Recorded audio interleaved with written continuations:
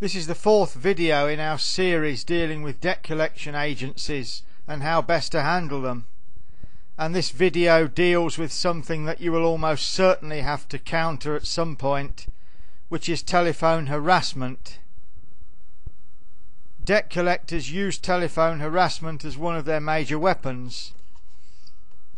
And we covered the reason for this in the previous video, because when somebody is being harassed on the telephone, it's easy, if you're trained well, to persuade them to do things they would never do in a situation where they could stop and think, or where they could take advice.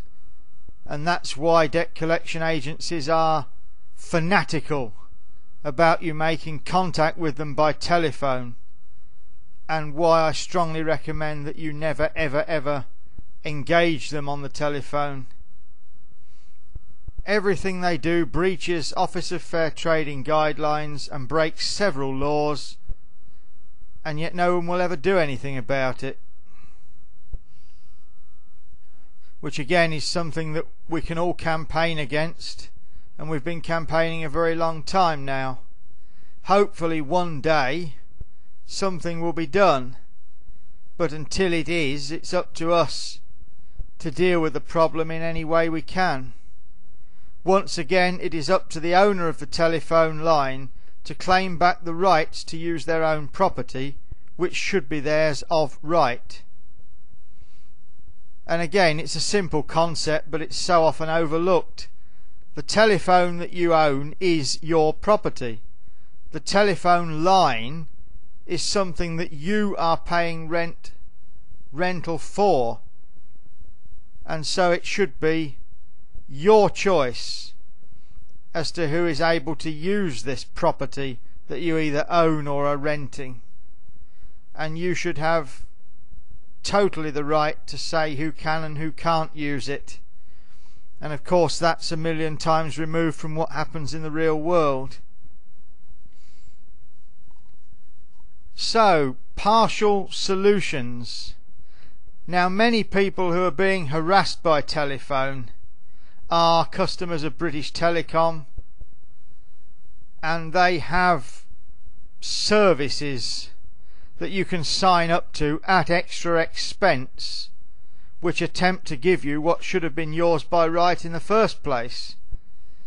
And the first of those services you can sign up for is British Telecom's Anonymous Call Reject service. Now, this is effective.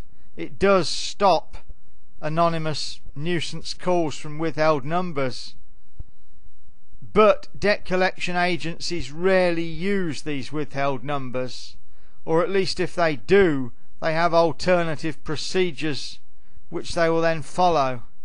So anonymous call reject is unlikely to be effective in this case. You can also sign up to Choose to Refuse, which is a service which allows you to block up to 10 numbers. And that sounds a good idea at the start, but again, it's just another thing that you're going to be charged extra money for. And does it work? Be aware that this may just be wasted money, as debt collection agencies have many numbers, and the worst telephone abusers will deliberately have more than 10 numbers so that they can totally frustrate and overcome Choose to Refuse, which is why I, in all honesty, can't recommend the Choose to Refuse service, because it's only a partial shield. And on cable, Anonymous Call Reject is available, but Choose to Refuse is not. Now, there are crude solutions to the problem, which may or may not be applicable in your case. It depends on your own telephone usage. People who hardly ever use the telephone may find these useful. Pull the plug out of the wall. It's simple, it's cheap, and it's effective, and it will stop the harassment stone dead. Or you can get a telephone which has the facility to turn the ringer off. Many cheap telephones have a facility to turn the ringer off, and very few supposedly better ones do. Now again, this allows you to make outgoing calls without needing to replace the plug. You can still retrieve any incoming calls using the 1571 service, and that's true of British Telecom lines and cable lines. And again, these crude solutions are something which can be applied as and when necessary.